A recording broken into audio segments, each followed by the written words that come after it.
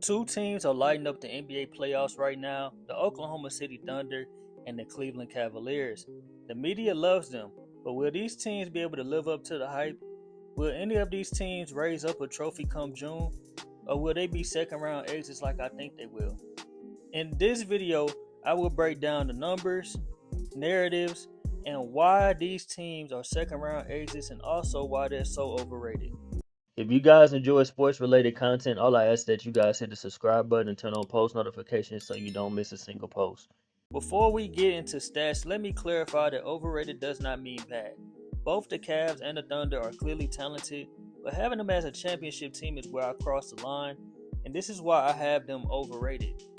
The Thunder are a young, fun, and talented team loaded with draft picks, but the truth is that Shea can only do so much with this team in a competitive series. This team still has no playoff experience compared to other teams, and yes, they swept the Grizzlies, but this isn't the same Grizzlies team that they were in the regular season. The Grizzlies fired Taylor Jenkins on March 28th because he failed to utilize Ja Morant fully in the offense despite being one of the best teams in the West at the time. Tomas Lazalo became the team's new head coach, and this was his first time coaching in the NBA, and his lack of experience started to show early.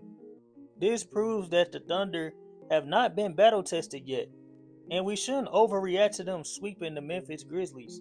Sam Presti is a GM who gets a lot of picks, but he could never build them into championships. For example, he had KD, Russ, and James Harden. However, that team still couldn't win a championship. The Thunder's experience still shows as they give up a lot of runs, they go on cold spells, and they have a lot of defensive lapses. This is why the Thunder will not probably make it past the second round, because teams like the Nuggets and the Clippers, you're going to have to play your best ball. You can't afford to just give up runs. You can't afford to play bad basketball. You can't afford to not play defense.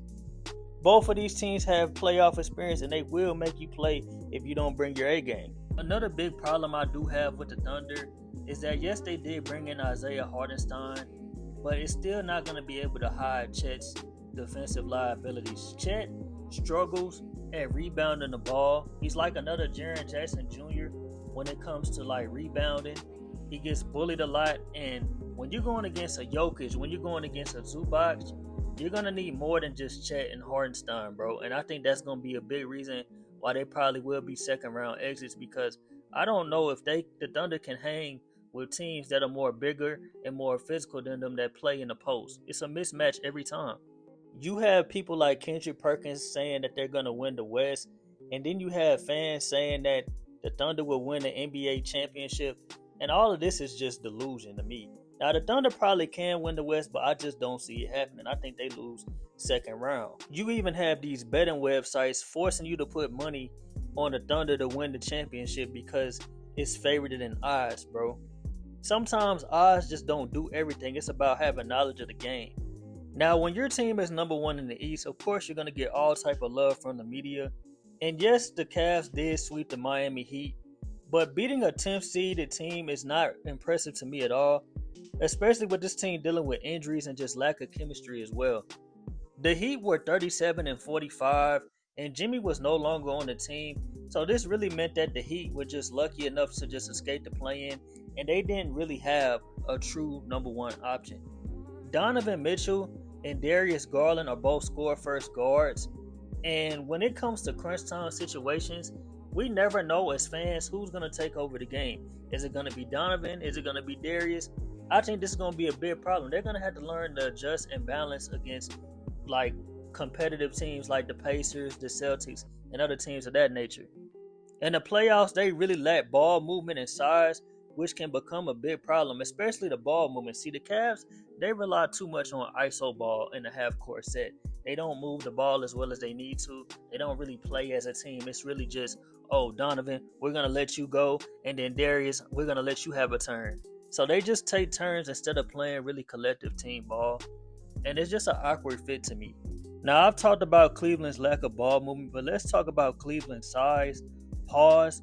One of the biggest problems with Evan Mobley and Jared Allen is that they're very inconsistent at defensive rebounding. The Cavs struggle with securing defensive rebounds, allowing the Heat to have multiple second chance opportunities.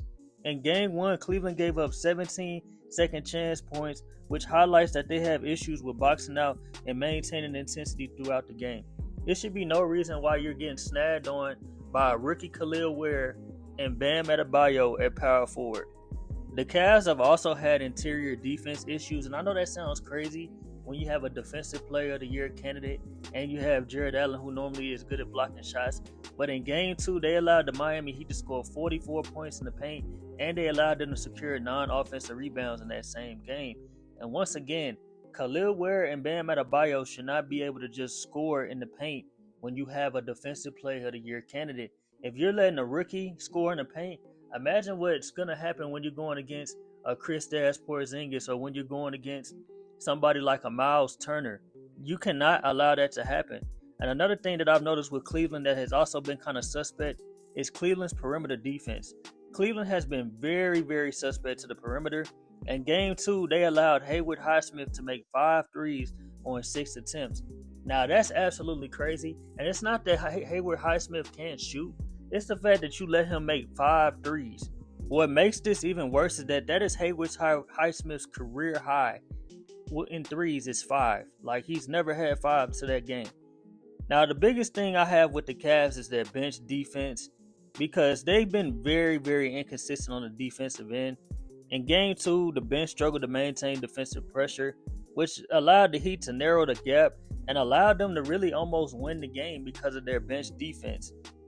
And this goes hand in hand. They also have a lot of mid-game defensive lapses. There have been instances where the Cavs defense just was literally non-existent, but if it's the starters or the bench unit. After establishing a 19-point lead in game 2, the Cavs completely lost focus and allowed Miami to cut the lead to 2. One of my biggest problems with the Cavs is offensive consistency, because the Cavs can go cold for a long period of time, and especially when Donovan Mitchell is on the bench. If Ty Jerome is not hooping, then the Cavs tend to struggle offensively. I feel like they need to find a way to get their whole bench incorporated. Maybe get Sam Merrill more involved, or maybe get some other people more involved in the offense instead of relying on just Ty Jerome off the bench. I can't stress this enough. This is probably one of my biggest problems with the Cleveland Cavaliers is coaching adjustments. They are very slow in making adjustments, and you couldn't really see it in the Heat game because the Heat got swept. But when I watched every single game, Kenny Atkinson has a hard time switching his lineups when they're struggling. And I think that's going to come back to bite him in the butt when you're going against either the Pacers or you're going against the Celtics, if you even beat the Pacers. Because when you're going against a really good team, you're going to have to learn to adjust on the fly. And also, the biggest problem I have with the Cavs is that in clutch game situations, Donovan Mitchell is shooting under 40% from the field. And again, this team is so Mitchell dependent. When Donovan Mitchell's not hooping, it limits the offense a lot. You're putting a lot of pressure on Garland and Mobley to step up. And Evan Mobley, I'm going to be honest, he just hasn't really done much this season so far in the playoffs. Now, granted, he was going against Bam Adebayo, but we haven't really seen him dominate just yet. In conclusion, the Cavs rely too much on iso ball.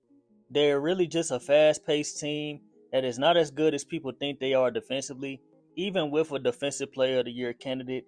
And this is why I think they'll be second-round exits against the Indiana Pacers. I think the Pacers will win this game win the series in about 7 games. I think the Pacers just play more of team basketball and quality basketball, and I think they really will upset the Cleveland Cavaliers.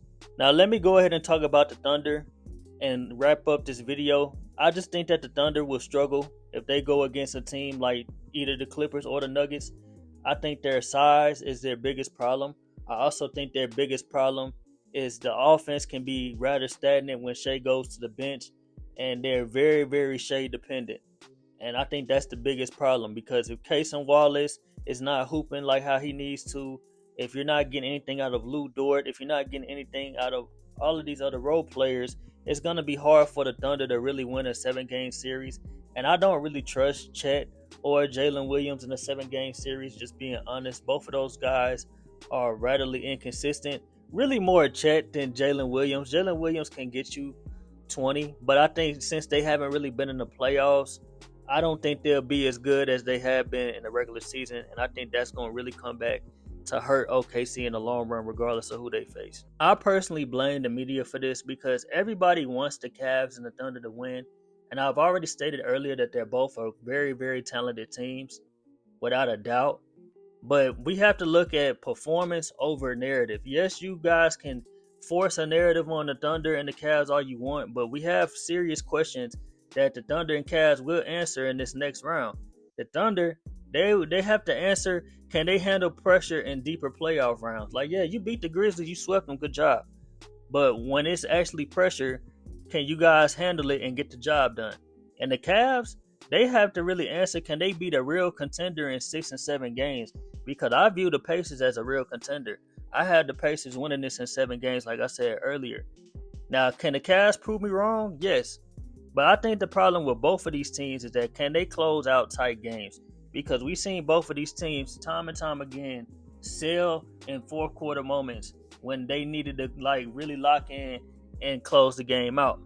I'm not writing them off. I'm just asking questions. But hype doesn't win rings. Execution does. What do you think about this? Do you think that the Thunder and Cavs will go to the finals? Or do you think they're also second round exits? Let me know down below. And make sure you guys subscribe for more sports related content.